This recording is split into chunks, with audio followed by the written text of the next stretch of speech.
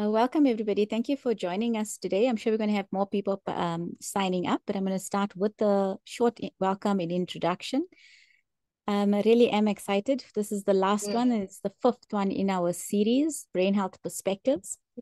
And in this, we've actually just been looking at issues around brain health. How do we strategize? What are the priorities? What are the economic factors that we need to actually consider? And from my experience, both globally and locally, I realized that other public health initiatives really can inform how we potentially support different brain health initiatives across the continent. So key to the series of talks is actually including African perspectives and local perspectives in the global vision to support brain health. Within that context, I was a very, very junior doctor. My internship at the peak of the HIV epidemic, and there was no access to ARVs.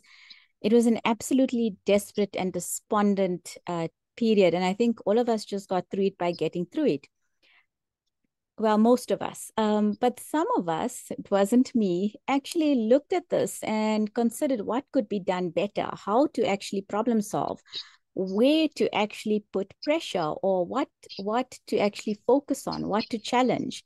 And there's just so much we can learn from that experience for us in brain health, particularly as we strategize or develop local initiatives that respond to the challenges that we have in context. So today we have three excellent speakers, really people who I know and who inspire me in different ways. Professor Mochan, Professor Tracey Naledi, and Professor Nelesh Govender. Thank you to all three of you for agreeing to be part of this. And I am just going to change to speaker view for the recording. Thank you to all of us for joining us today, to the speakers especially.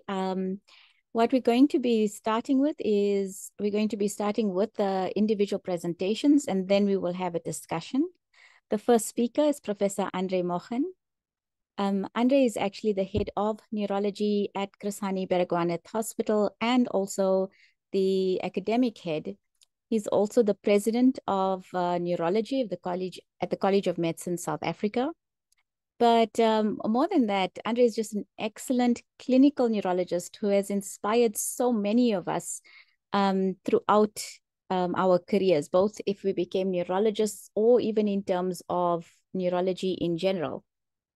His work, not focused, but a lot of his work, particularly when I was training in the department, considered different aspects to respond to HIV-related neurological concerns. And so very, very, very excited to hear your insights and to learn from you, Andre. Over to you. Thanks, Kirti, for that. So thanks for that invitation and the slightly, or actually not just, but very generous introduction. So I do not really consider myself a public health person who has really influenced, at that level, or even near that, but still it starts at the bedside, and that's what I think Kirti really emphasized, and that's why she asked me to contribute here. So thanks again, Kirti.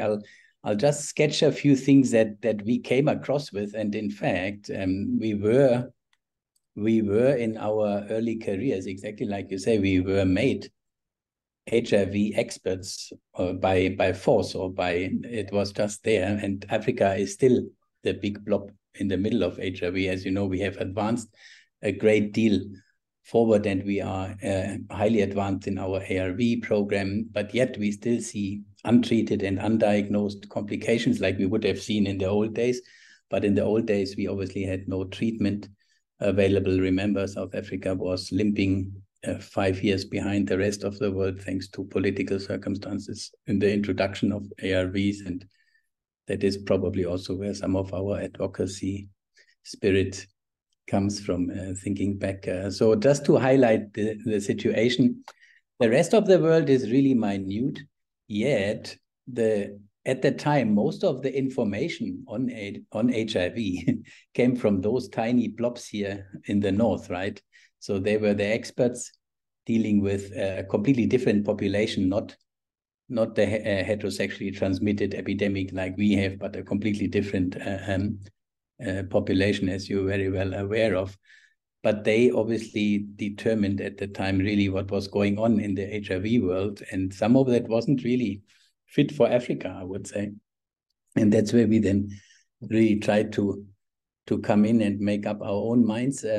So the first thing we really got to know after seeing all the patients dying in the medical wards at the time, of pneumonias, diarrhea, and those kind of things, that there was a lot of neurology involved in HIV, and we all became part-time, some of us full-time virologists, learning about the virus, learning about that it is a neurotropic virus, how it gets into the CNS. So we know it obviously via the CD4 cell through that so-called Trojan horse kind of mechanism, crosses the blood-brain or blood-nerve barrier, and then starts residing there within the sort of microglia. And that is where it is perhaps still even to date remains as a potential sanctuary away from ARV coverage.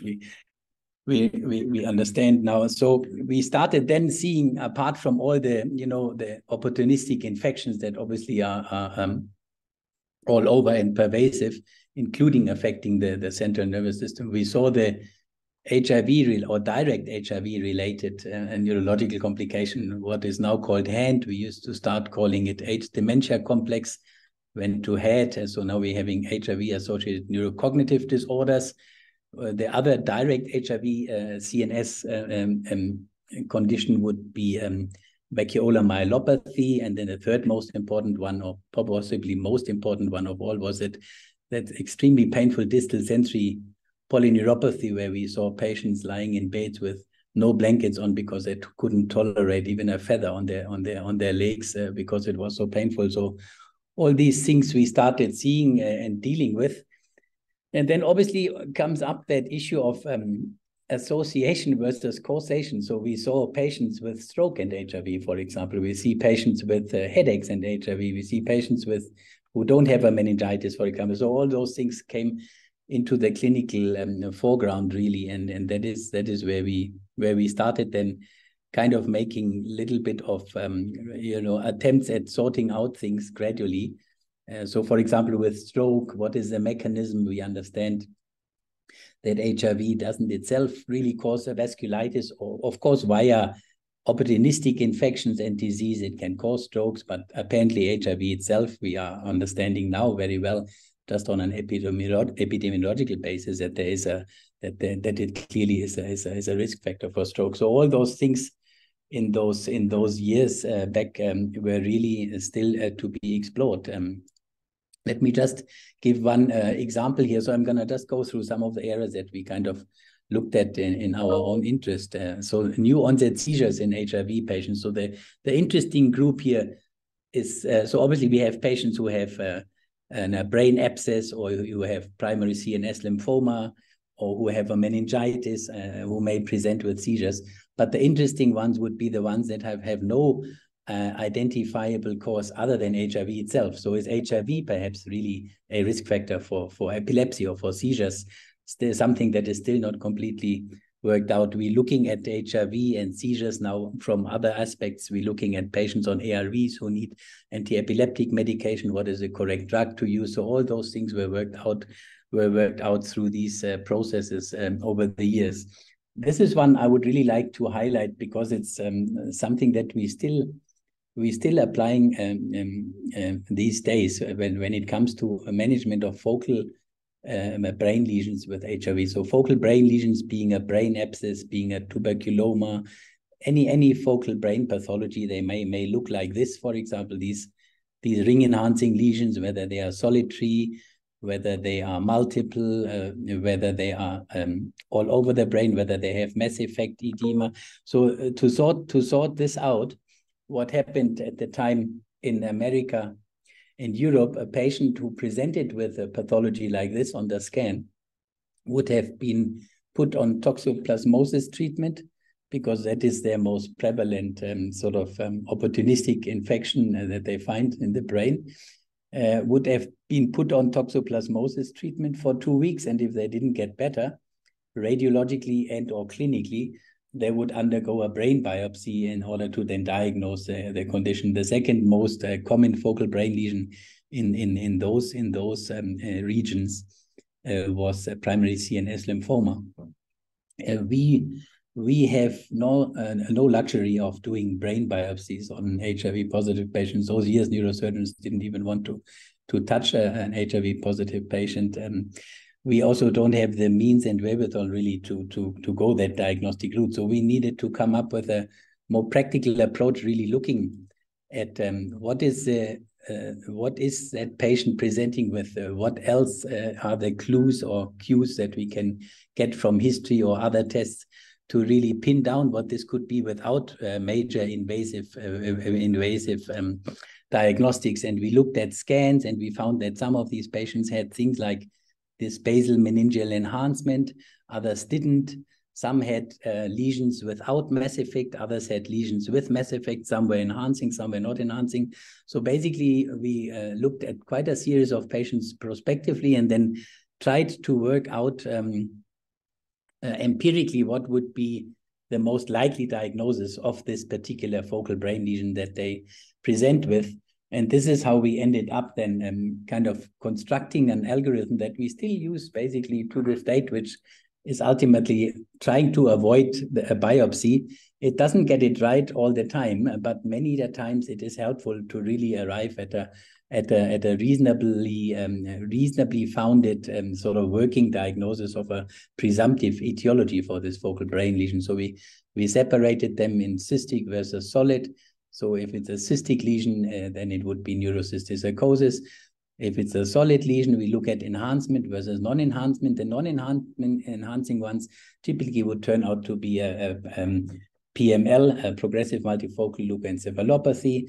You can do the JC virus and confirm the diagnosis. Treatment is ARVs.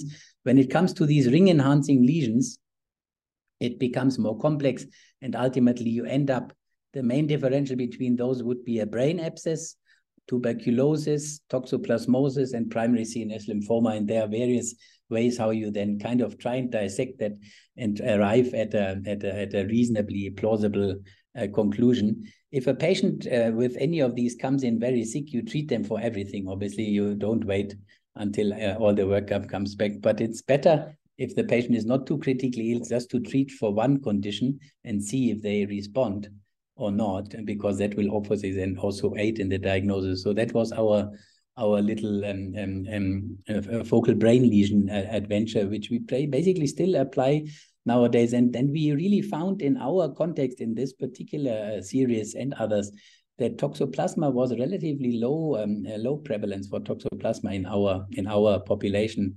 My old professor used to say, black people don't like cats, or don't keep cats for their pets. I don't know if it has to do with cats or not, but when we looked at patients in our Gauteng region, HIV infected patients admitted for any reason in the medical wards, and looking at their toxoplasma serology, there was a relatively low percentage of positive serology, and only a very minute percentage really had actually clinical toxoplasma manifestation. So for us, it would have not been, I mean, it makes sense that we don't jump to toxo treatment when we see patients with these kind of lesions. So maybe one last one, Kirti, I'm coming to a close. Is still all right? Yeah, one last one, brief one is, this is now later on with our ARV program, and there have been a few reports in kids of effervescence toxicity. So we picked up in medical wards patients. Typically, it was young. It was females mostly. And actually, in this series, it was only females who were very underweight and who were on effervescence, and who presented with a syndrome of progressive sort of ataxia, cerebellar ataxia, and then encephalopathy. So from confusion, delirious type encephalopathic behavior up to coma, and they all turned out to have extremely high effervescence levels in their bloods. There's something that hasn't been described overseas much at all, and ultimately this boils down to a slow metabolism that has now been worked out by the colleagues who were in the original paper, that there is a cytochrome P450 variation or abnormality that makes these people metabolize effervescence much slower, and they present then with that syndrome, which is ultimately reversible upon stopping the effervescence. This is no longer that relevant because the effervescence is no longer really part of the first line combination. But anyway, so just to summarize those brief lessons, really starting at the bedside and being really relevant to what is happening in the community, what is our local illness or health scenario, and we all know that TB is really one of our biggest, if not the biggest, infectious disease circulating in the community. We have to look at our resources and remain advocates for the patients. In future, we're still looking at the brain and HIV. We haven't completely forgotten about it, although our focus has changed a little. There is that I've mentioned that earlier. So the brain may in fact be one of those reservoir sites for virus, which makes ultimately complete cure or virus eradication possibly or difficult. So looking now at CSFs of patients, even on imaging, so high-class modalities, really to look as to what degree, even on patients who are completely controlled, there is still ongoing brain or latent brain involvement. So that's where we are with HIV and clinical neurology at the moment. Kirti, I'll stop here.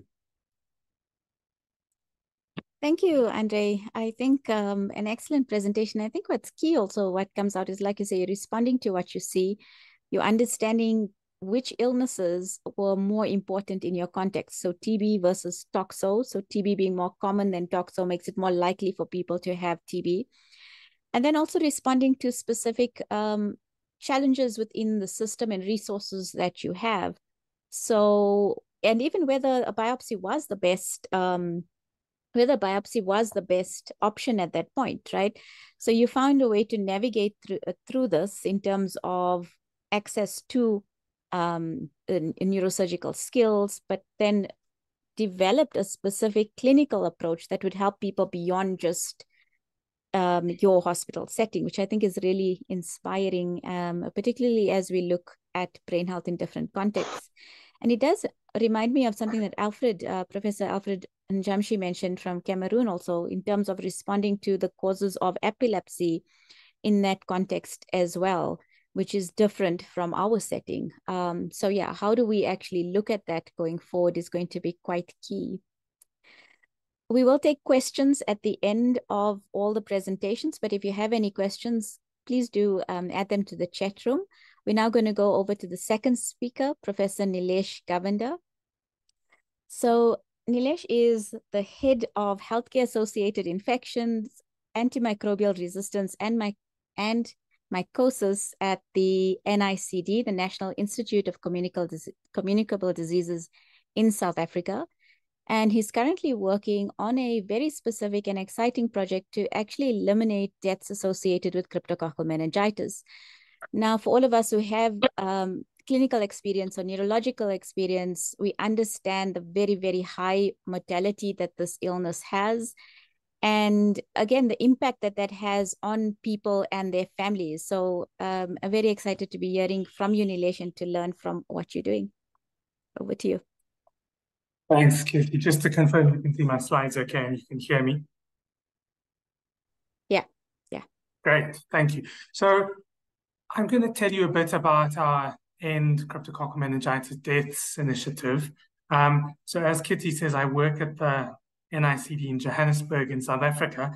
I trained as a clinical microbiologist, but I've worked in public health for probably 15 to 20 years.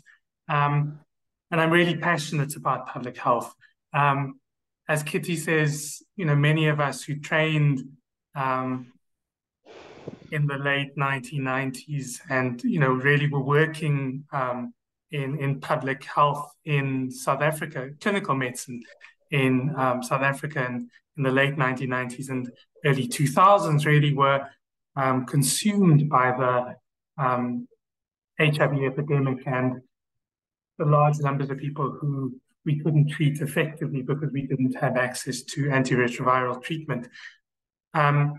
2 decades on, I think South Africa really has made a major shift. We've got a large and a really successful HIV program. Its scale is unprecedented. I mean, it's a really flexible program. It's relatively innovative.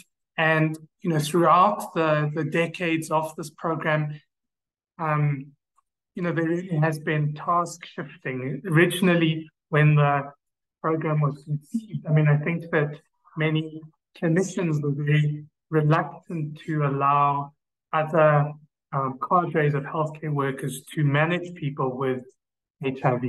But increasingly, we've seen that nurses, pharmacists take on the roles of managing people with HIV, initiating ART, and successfully managing patients with stable cases. So despite the weaknesses, I think, that are inherent in the HIV program, and of course our broader healthcare system in South Africa, I think really useful lessons can be learned from this and can be extrapolated to brain health. Okay, let's move on. Okay, so just to give you an idea about AIDS deaths, at the peak in the early 2000s, there were approximately 2 million AIDS deaths globally per year. And where we are now is about, you know, there's been about a 70% reduction, so a major success.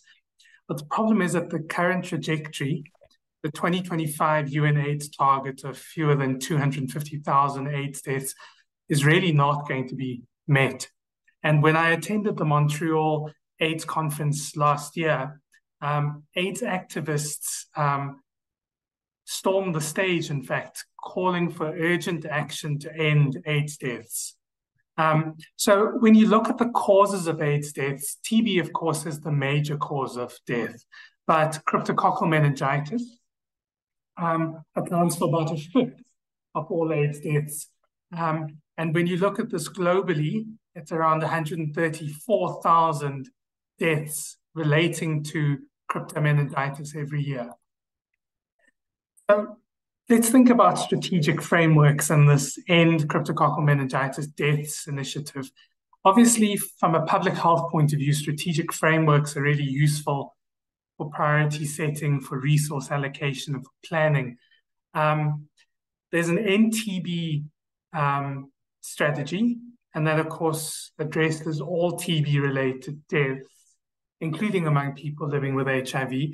But there are no other strategic, you know, before we published this NCM Deaths initiative, there really was no other strategic framework for addressing the major causes of AIDS deaths. And so we put this framework together really to outline some of the reasons for why we needed such a strategy, and also what the major programmatic elements would be to make this a reality. But before I go any further, let me just take you through crypto disease. So people living with HIV who are either ART naive or who interrupt their antiretroviral treatment for whatever reason are at risk for advanced HIV disease, which is defined as having a CD4 count below 200 in adults. And so people with advanced HIV disease may reactivate a latent cryptococcal infection, or they may acquire a new cryptococcal infection. And overt meningitis is the most common manifestation of crypto disease. And it's truly it's a deadly condition. About 1/3 of people will die in hospital. And by 6 months or so, the mortality is as high as 70%. But it's been found that cryptococcal disease can also be detected during an asymptomatic phase prior to meningitis developing. And so the trigger for diagnosis of this asymptomatic condition is a CD4 count below 200. We essentially use a rapid and very accurate dipstick test to detect a fungal antigen And so once you detect this fungal antigen in the patient's blood, you can start preemptive antifungal medicine and prevent meningitis.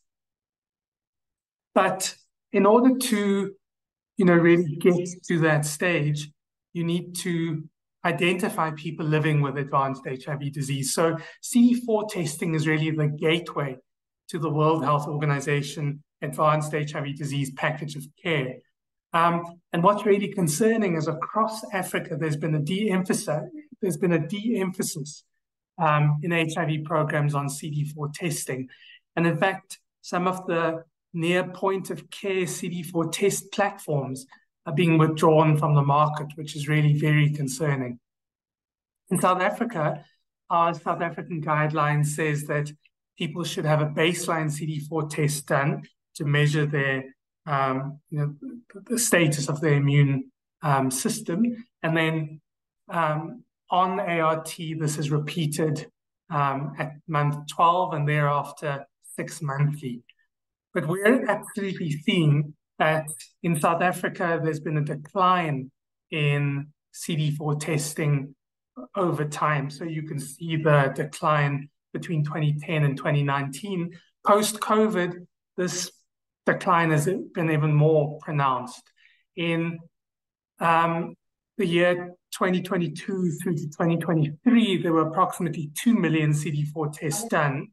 About 10% of these tests have a CD4 count below 100, and another 10% between 100 and 200.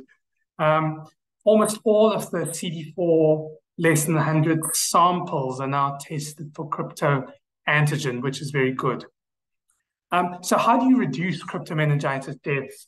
There are several ways to do this. You either prevent cryptomeningitis altogether, as I've mentioned, by screening for antigenemia and starting preemptive antifungal treatment.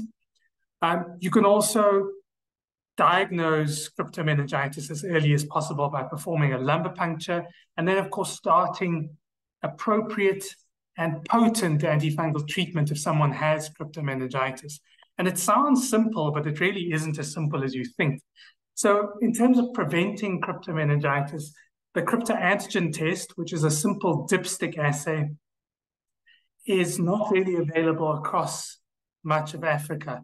There are many countries in Africa which really don't have access to this test. We're lucky in South Africa because we've got a national cryptoantigen screening program. About 200,000 people are screened every year, and about 10,000 people screen positive each year. It's not all good news, though, in South Africa, because in order for cryptomeningitis to be prevented, you need people to start preemptive antifungal treatment. And we found through our data that only 1 in 2 people who screen positive actually get preemptive antifungal treatment. So a lot more work needs to actually be done to improve this. We need to diagnose symptomatic cryptomeningitis with a lumbar puncture, but across much of Africa, people are reluctant to have lumbar punctures done because there are misconceptions about what lumbar punctures mean. People are concerned that lumbar punctures, of course, can cause illness or disability themselves or even death. And so, we've put together some educational resources for patients to just take them through, why it's important to have a lumbar puncture for cryptomeningitis diagnosis. I don't think we've got time to play this video, but it's really useful to see.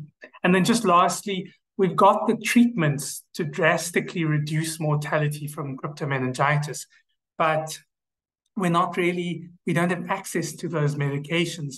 So we know that if you don't diagnose and treat cryptomeningitis, it's uniformly fatal. If you treat with fluconazole monotherapy, the mortality is still incredibly high because it's really it's suboptimal treatment. If you get the ART timing right and do therapeutic lumbar punctures, you can improve survival. It's really important to add on flucytosine, which is the keystone antifungal medicine. WHO recommended regimen was previously amphotericin B plus flucytosine, which gives you about 70% survival. And the new standard is treatment with liposomal amphotericin B, which has equivalent survival to the previous standard, but it's a much, much safer regimen, and it's much easier to administer. In South Africa, we're fortunate because we set up an access program for flucytosine, and we documented a major reduction in mortality when people were given combination treatment. So this really has led to Viatris flucytosine being registered in South Africa. And this new antifungal medicine now being included in our standard treatment guideline. We're also really fortunate because both flucytosine and liposomal amphotericin B, following a lot of advocacy, have now been included in our national anti-infective medicines tender. So we probably will be able to use the WHO standard very soon. So I'm hopeful about that. But we still have a really long way to go. I mean, we've got to optimize the screening program. We've got to improve diagnostics, improve access to treatment. And, keeping people in long-term care is really a major challenge. I'll stop there, and I'm sorry if I've taken more time than I should have. Not at all, Nelesh. Thank you very much for an excellent presentation. I'm going to go to Tracey, but I have one question before we actually move on. It's such a complex, big project, right? To end cryptococcal meningitis deaths. Like, there's so many factors that you had to consider. The screening, the treatment, changing treatment protocols, changing policy, the screening tools. How did you start? So we started 20 years ago. So it's been a long road.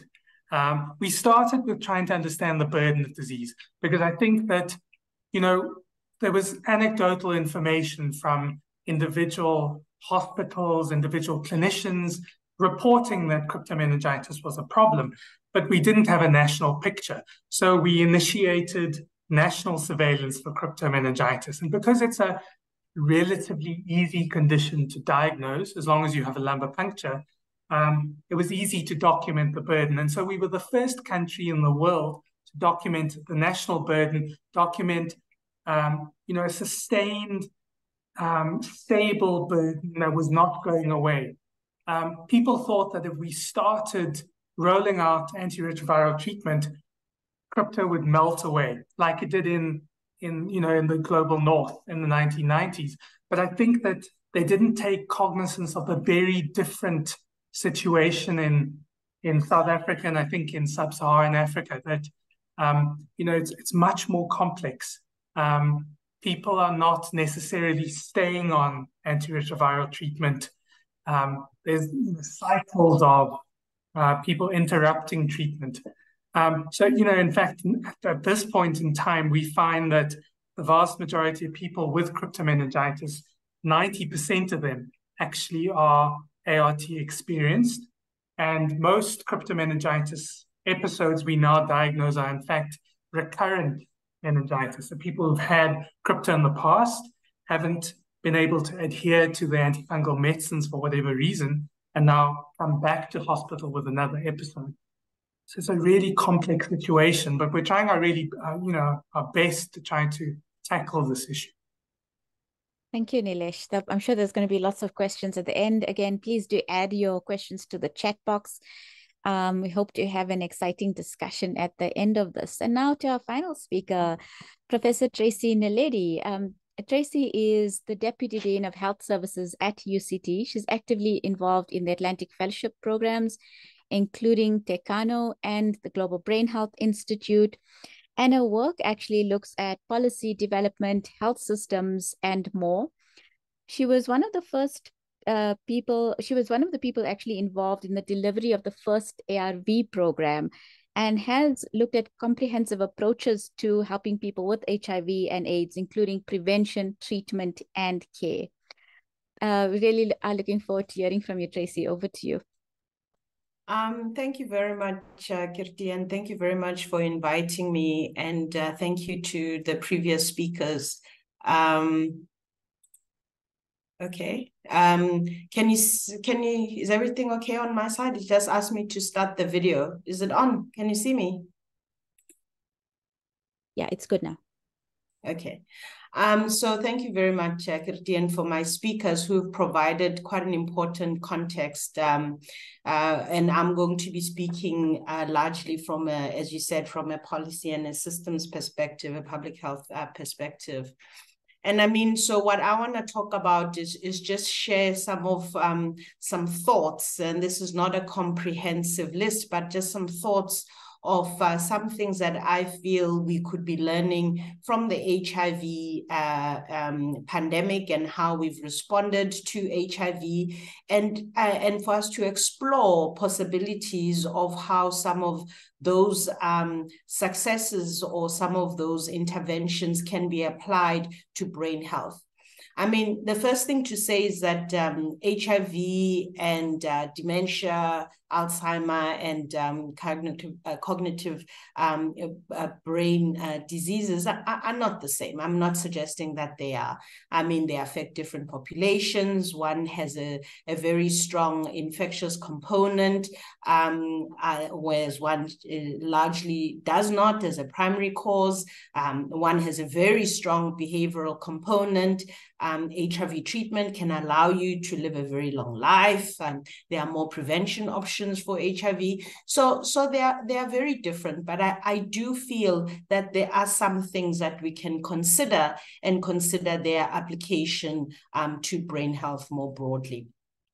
So the first one, as a public health specialist, of course, the first one that I will mention is social and structural determinants. And social determinants, as WHO defines them, are non-medical factors that influence health outcomes. And these are largely conditions that in which people are born, grow, work, live, and age. And they're usually in 5 main areas of economic stability, education access and quality, healthcare access and quality, neighborhood and built environment, and social and community context. Usually when we speak about social determinants of health, we speak about those 5 areas. Sometimes people talk about social and structural determinants. Sometimes people speak of structural determinants separately. Structural determinants in particular refer to those social, economic, and political mechanisms, so laws and legislation and that type of thing that actually generate social class inequities in society. So some examples are like colonization, apartheid, racism, discrimination, violence, war. And these forces and systems, they actually influence the economic policies and systems that a country would have, the developmental agendas, the social norms and social policies and political systems. These are very important because they actually influence health inequities, which are the unfair and avoidable differences in health status seen within and between countries, between population groups. So in countries at all levels of income, health and illness follows a social gradient, meaning that the lower socioeconomic positions you have, the worse your health. So even though, as I said earlier on, that HIV and dementia, for example, are very different, but even with brain health and dementia and Alzheimer, there is an element of social determinants that needs to be considered. And I think within HIV for a very long time, we did not consider social determinants of health. We're very much talking about a biomedical kind of approach and not thinking about all these other issues. And I think probably over the last 10 years or so, there's been a much stronger move towards recognizing social determinants of health as a key driver for HIV and an important issue that we need to consider when we are thinking about HIV. So from a brain health perspective and kind of cognitive disorders, I think it's important for us to take those lessons and see how we can incorporate them into our interventions early on.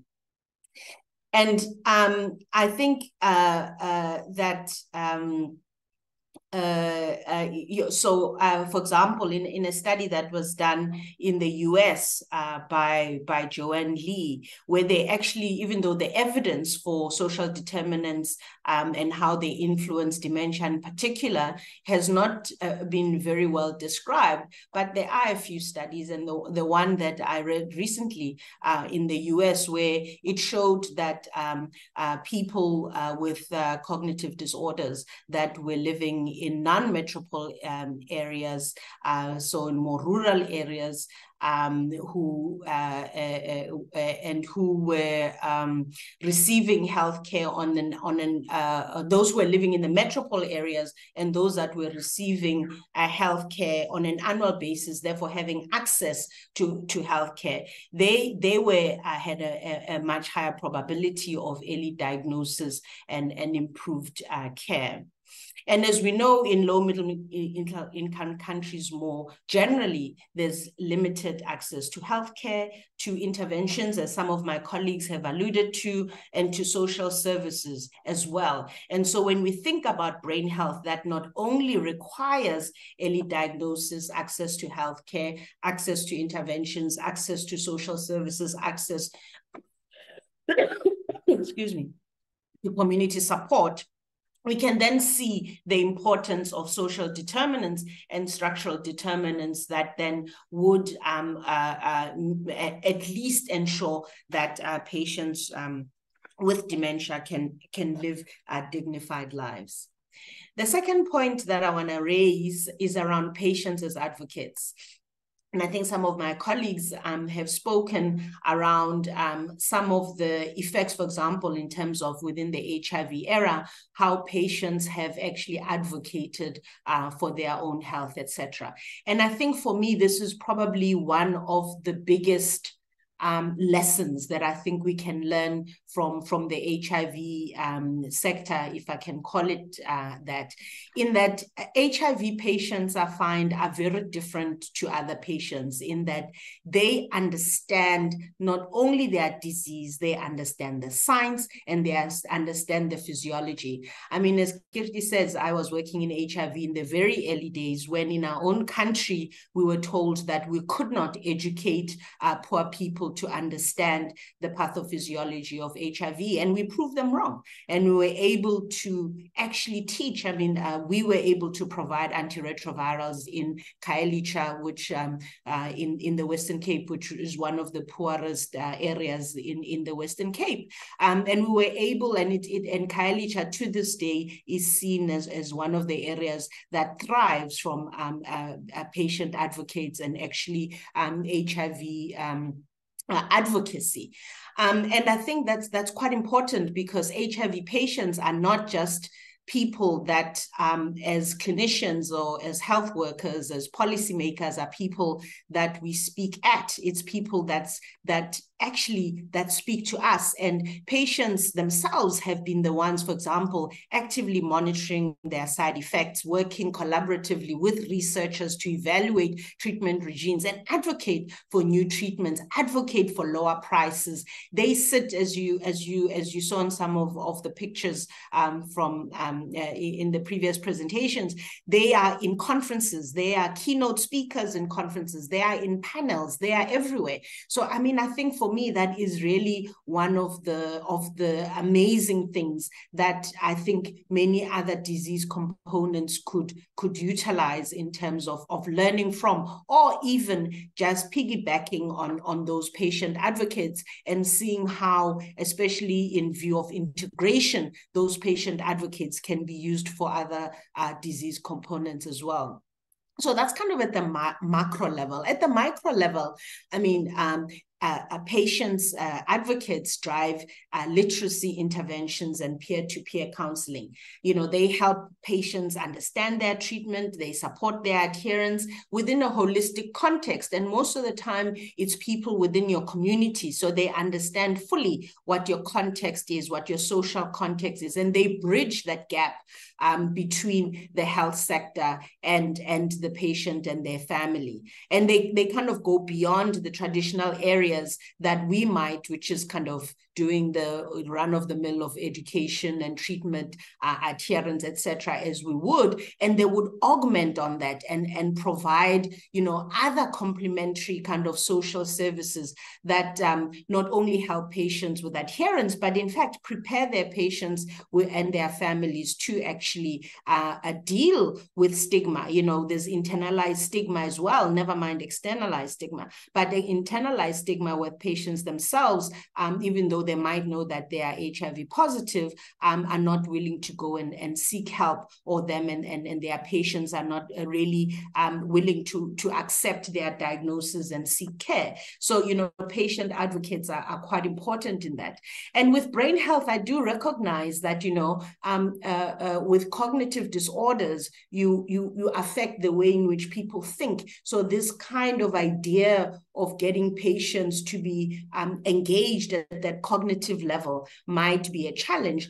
But I think if you think about the fact that there's multiple phases with cognitive disorders, that I think if we are able to diagnose patients early, then in the early stages of the disease, I think patients could participate quite actively in some of these activities. Linking to that is that social capital and social support. Stigma is a huge issue that for any disease that impedes identification and linkage into care. And I think with a society that is well informed, that links very much with what I said earlier, with people who are living with HIV, they themselves within their communities being that voice that talks about the disease, educates people, and really tries to correct any misinformation.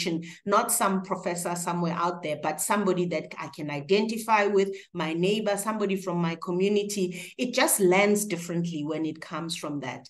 And not only just about information, but the HIV sector has really been able to create these social structures, social support groups that have involved multiple sectors to allow for community engagement. The community health workers, certainly in the Western Cape where I've been working, it was through the HIV program that we managed to set up the community health workers program, and which has grown and has gone beyond HIV, and many have seen the impact of those kind of workers within community. And that kind of social capital allows us to think differently and innovatively around models of care, where not all care needs to happen within the health facility. I mean, through these social networks and social structures, patients are able to pick up their medication from pharmacies, from local pharmacies that are not government pharmacies, from halls, and etc. And I think with that social capital, for me, the most important thing is that it allows people to live with dignity. And I think for me, that is something that from a brain health perspective, the whole social support and social capital is so important. It's around valuing on life. It's around valuing aging and really valuing dignity, and that all of us as human beings deserve to live a life of dignity. And I think with this whole social capital, what I've seen with HIV is that social capital has gone even beyond just even your community, the country, etc. There is this global solidarity that I don't see as prevalent in other disease conditions, where, you know, you talk about HIV, low middle income countries, high income countries, like are all together and collaborating very much, particularly when it comes to advocacy. And I think with cognitive disorders, where you have older populations in high income countries, and the higher income countries with more money than us, etc., are probably more invested in developing new technologies, etc., that could be helpful to us. But as my colleagues said earlier on, of course, for us, the context is different. Some of those interventions and some of those technologies may not work for us. So global South-to-South collaborations are also very important as well. So I think this whole notion of solidarity, when we talk about social capital that goes beyond our communities, beyond the borders of our countries, beyond the borders, the borders of our continents, is quite important. And I think as our borders are becoming so porous due to technology in particular, I definitely think that's something that can be explored. Fourth one is around prevention. Absolutely, this one. Tracey, if I can give you 5 more minutes. Yeah, I'm nearly there. Perfect. You know, so obviously with global brain health, you know, prevention is not, there hasn't really been compelling evidence from a prevention perspective, but there are some things that we do know. And I think for me, this is where we can piggyback on other kind of health promotion interventions that just seek for healthy living, you know, healthy eating, sleeping, connection with family and society, and good health. And I really think if all of us really just push the agenda of healthy living, that would be beneficial. It's important to recognize that we can't do this by ourselves, that a multidisciplinary approach, a multi-sector approach is so important. For brain health in particular, issues around housing, around transportation, around employment, back to my initial point of making sure that we ensure that people live a dignified life and we value all life, regardless of whether or not they can be economically active or not. And lastly is around integration. I think with HIV, we've learned that verticalization works somewhat, but eventually it breaks the health system if we are not systematic in the way in which we integrate. You know, I early in my career, I worked in the prevention of mother-to-child treatment, where we saved many kids. And if you look at now, the transmission from mother to child is very low. But if you look at those children that we saved 20, 25 years ago, who are now young adults, who are adolescents, they are absolutely not thriving because we don't have very strong interventions for adolescent health. So we really did not have a systematic approach in the way in which we were implementing some of these. And I think these are some of the lessons we can learn. We can look and see how we can invest in early interventions and integrate with maternal, child, and adolescent health services, with chronic conditions of lifestyle, particularly when you start looking at hypertension, healthy living, etc. Mental health, I think, is another area where we can explore from an integration perspective. Certainly in South Africa, there's been quite a significant investment that is coming in, investing in mental health services. I think that's an opportunity also for cognitive disorders, and seeing how those could be integrated. So, I mean, in summary, I've spoken about the importance of social determinants of health, the importance of investing in patients and advocates, the social capital, and that we really need to focus on prevention and seeing how that can have exponential benefit into other components of diseases, not just cognitive brain health, and that we can't do this ourselves. We need other disciplines, we need other sectors, and we need to think also about integrating with other things that are working, where there are opportunities for us to leverage resources in particular. Thank you very much. Thank you, Tracey. Again, inspiring, and again, complex and broken out down into specific steps, considering the integration, the individual, the community, social factors. I put it in the chat box. I went to a talk from the people who did the body maps in Langa. And they were one of the first group of people who also got ARVs as part of that program. But they talked about how the art actually created that sense of social support that they needed, and help them to deal with that internal stigma that was so prevalent, that is so prevalent actually. So yeah, really quite inspiring work. Thank you, Tracey. I wonder if I could ask Andre and Nelesh to please put your videos on so that we could start the discussion. And all four of us, I think Wembu, you'll add all of us. Wembu is the coordinator for the meeting today. You'll add all of us, yeah, cool. And Nelesh. And yes, we invite questions. If there were any questions in the chat box, if you do want to mute yourself and ask the question, or Wembuya, are you able to read the question?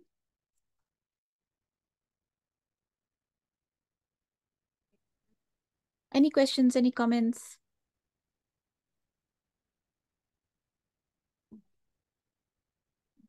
Well, there's so a comment in the chat from Reika Budu Lambus. I apologize if I'm not pronouncing correctly. And I think for me, that's, you know, I really love that comment, you know, because it talks about things that sometimes as health practitioners, we don't talk a lot about, you know, like I just want to pick compassion.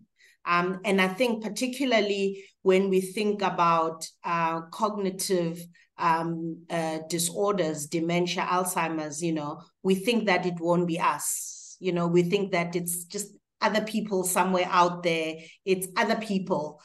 Yet in reality, all of us are going to get old. You know, all of us are affected in some way or the other, either, you know, our parents or etc. And so I really like this idea of compassion, of dignity. And I think these are some of the words that we need to start talking about more when we talk about disease, and just kind of move a bit from our heads and into our hearts a little bit more. And I think when we can do that, you know, I think we will be able to extend our hand of friendship, for collaboration, for doing things slightly better that would advance people's kind of improved way of living. Thank you. Thank you, Tracey. And yes, thank you for that comment regarding compassion and dignity. Was there a comment? I think somebody was trying to speak as well. Hello, it's me. Hi, Alfred. Please I'm sorry I joined. Yeah, I'm sorry I joined late. Thank you again very much. I made a comment in the chat, but these 3 conversations have been really excellent. And the ideas from Andre and from Nelesh about, I mean, they're just wonderful to look at how we can adapt in our context and to be able to reduce the burden of brain disease. And thank you, Tracey, for this excellent presentation. I just wanted to contribute by saying that in the dementia world, especially Alzheimer's and related dementias, the idea of social determinants is already integrated. And if we look at the worldwide finger study, it started in Finland, but now it's become a worldwide connection of major trials and studies. And it takes into consideration behavioral, physical activity, nutrition, and many other aspects, sleep, and all of these behavioral aspects, social aspects of science. So I think that it's slowly getting there. And I think that learning from both perspectives is really important and involving everyone. So I was really listening and enjoying the 3 perspectives. Excellent work. And I want to congratulate Nelesh for, I know, Kirti, you made the comment already, but again, I want to join you to congratulate, because it's been very difficult work to do. I see Nelesh's passion in South Africa, and now that he's had already, I know he said there's still a lot of work to do, but a lot has been covered. I mean, we're struggling with these mortality rates in Cameroon. And I think that we would, I think if that has not yet been thought of, I know he must have. The next thing with Kirti is how do we scale up what Nelesh and the team in South Africa have already done in the rest of sub-Saharan Africa. So these are very, very interesting conversations. And again, I want to thank the 3 colleagues for all this great work and for accepting to share this with us here on this platform. And of course, thank you, Kirti, for excellent work, for choosing them, inviting them, and making sure they come. And this is also very great work on your part, which I really appreciate. Thanks.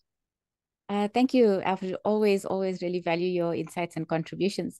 Nelesh, do you want to answer that about how you're scaling up the project?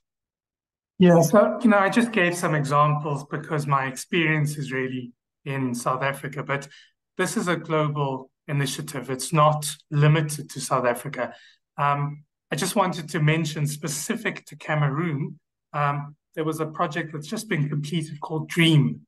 And that was a project that was broader than cryptomeningitis. It was, DREAM stands for driving reduced mortality relating to meningitis caused by multiple AIDS-related infections.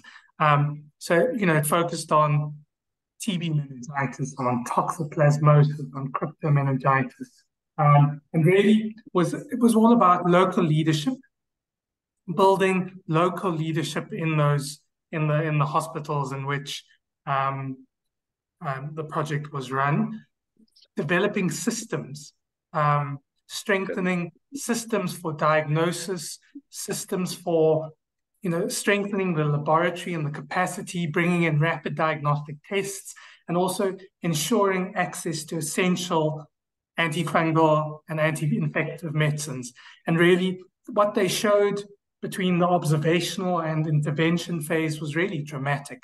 If I remember correctly, a 25% reduction in mortality by really simple interventions, rapid diagnostic tests, simple, cheap medicines, and really just, bringing people together to collaborate. So I think a huge amount can be done in low resource settings. I don't think, that's an excuse not to make a real difference. And in fact, often we can make an even bigger difference in low resource areas, really, because so much can be done. Thanks, Nelesh. It reminds me of also, and it was one of the questions that I also had, and for all of you, really. Andre has had the question already, though. So one of the speakers we had was Madhavi Bhagarva, and she led the rations trial in India, where they prescribed food along with TB treatment with remarkable success. So just by actually prescribing food, significant, I can't remember the figures now, but significant improvement in terms of mortality and morbidity, and even more so a reduction in contact development of TB. So even the contacts were helped. So you just had reduced spread of TB. And so whether that's something that we need to also adopt on a bigger scale, like looking at that as we consider socioeconomic disparities, and perhaps your project, Nelesh, like what would food do to actually changing this? And Tracey or Nelesh. Tracey, you wanna? Andre, I'll just say one thing and then hand over to Andre and say, Tracey, you're much more qualified to speak on this. I think it was a remarkable intervention. And I think that in the medical field, we tend to focus a lot, as Tracey says, on biomedical interventions. It's because this is our safe place. It makes us feel better, vaccines, medicines, diagnostics, but really one needs to look at the entire, the holistic person. And so food is the bottom of that pyramid. You can't get any more important than that.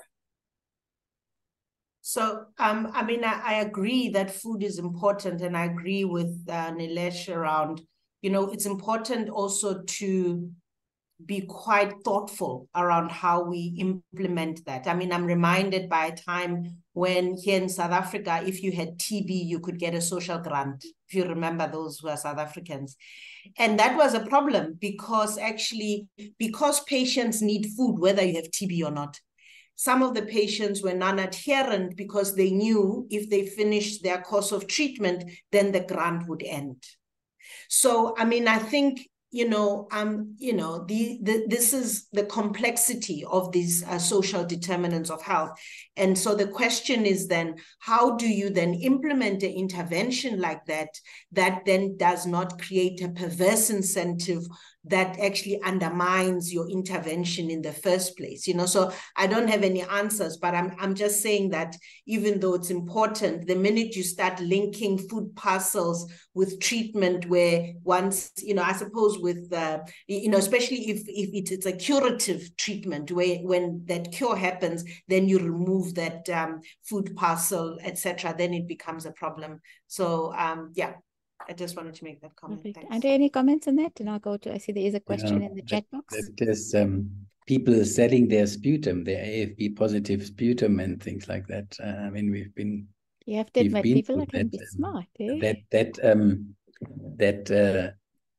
But it's an eye-opener, that study from India, and we've I think things like this, where we get together in this forum and with these different or diverse people from diverse backgrounds, that is necessary to tackle these things. And we physicians or doctors are really almost one-eyed or one-sided really in our approach. So therefore, having, public health and beyond is necessary to widen one's perspective, to really see that. So thanks, I'm grateful for it's really an eye opener, all of this, clearly, without obviously an immediate solution, but clearly we need to embrace health and brain health in a much wider spectrum as we kind of usually approach it as doctors. Thanks, Andre. James, do you want to ask your question? You can unmute and ask.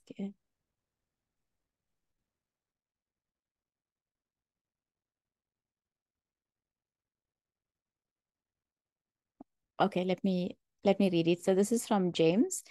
Having listened to the main terms at our facility, they implement a special model of care called Spark of Life model of care. And it focuses on dementia and palliative care, offering compassionate love and empathy. What other models of care would you recommend? Does anybody have experience with specific models of care, or perhaps any, with regard to HIV or AIDS that was used?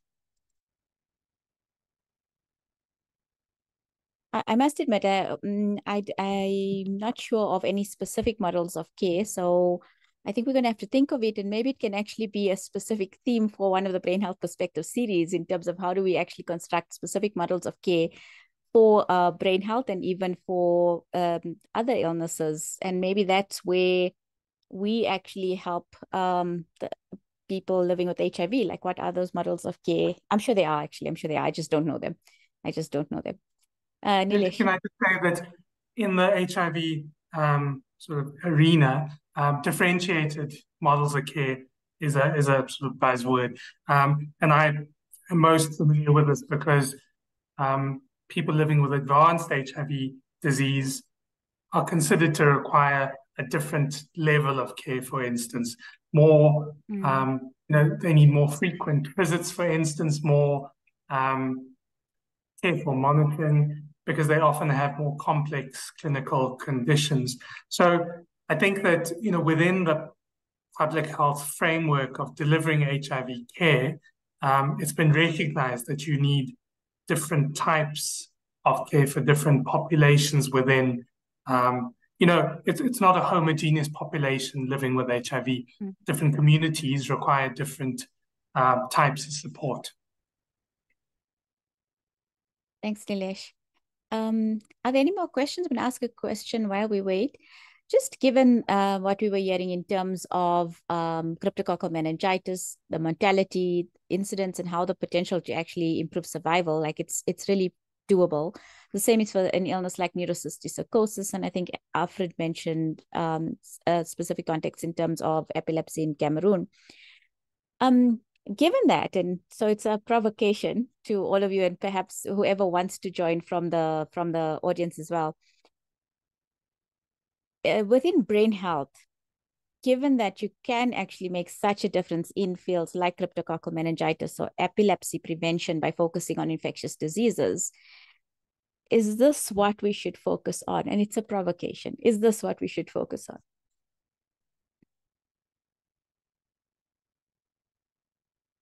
Nelesh, do you want to go first? And then I'll go to Tracey and Andre.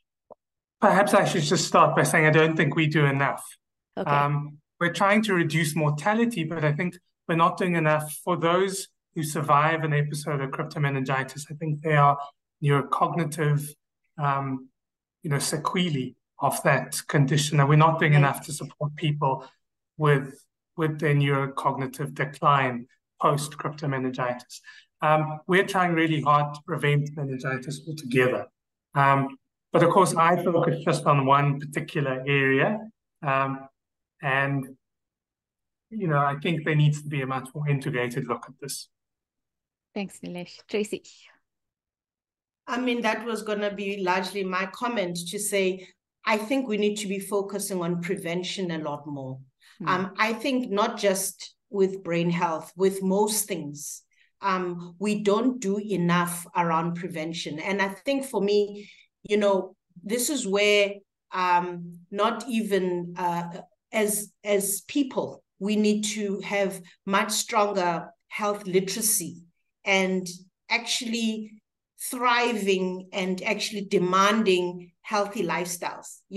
Many of us live unhealthily with the view that when I get sick, something is going to happen. And I think that is generally how we live. And if you notice, probably over the last 10 years, there's been this huge push towards healthy living, clean eating, et cetera.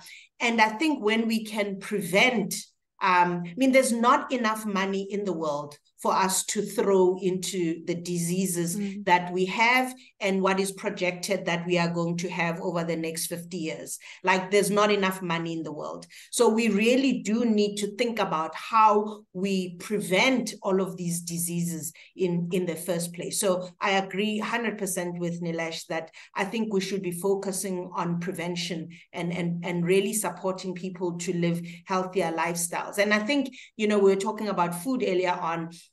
At the end of the day, we really need to be advocating for our governments to do their work, to make sure that people have jobs, people have houses, people, if we can get that right, people can then take care of themselves. If people have an education, if people are healthy and have, they live in health, in clean streets, there's lights, there's no violence, there's all of that.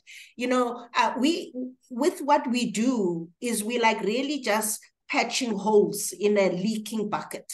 We really need to address the elephant in the room, that the levels of inequity are just unsustainable.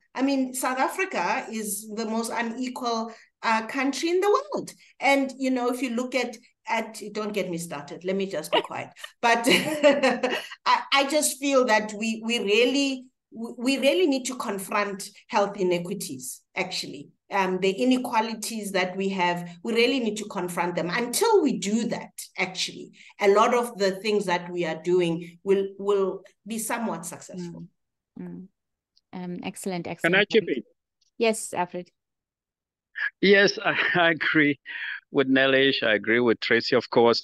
But I want to say that we can't expect a lot from governments. Governments are there just to regulate. Even the best governments in the world do just the regulation.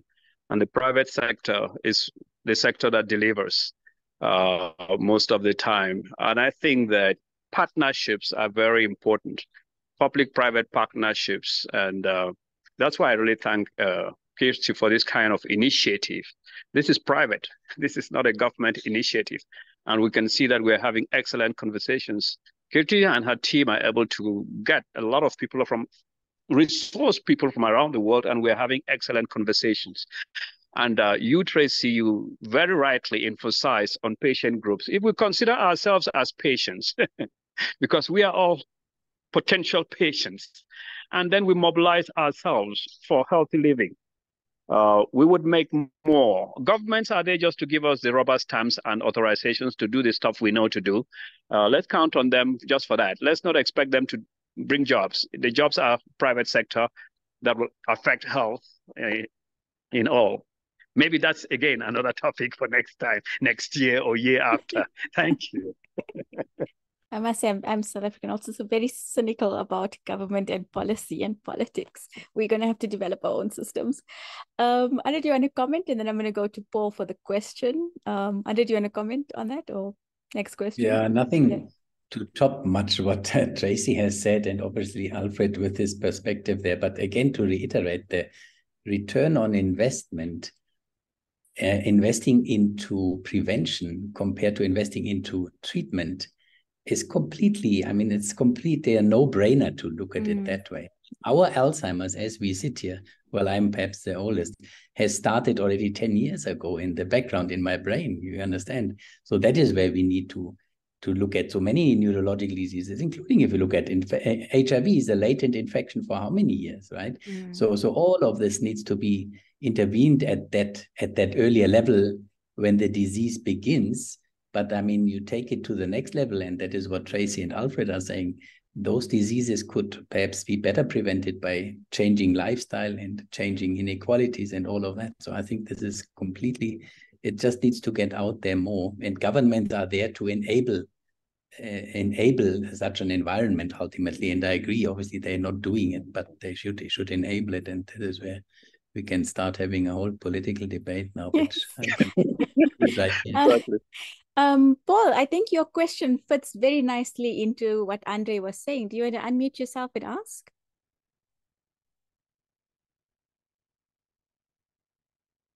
Hi, Kirti. If you don't mind, please just reading that out for me. I have a really terrible cold. Okay. Thank you. Okay, so Paul says there's been resounding global success with the rollout of PrEP as an HIV preventative intervention, and specifically for MSM. So why is it taking so long to introduce the intervention to other vulnerable groups, such as women and young girls?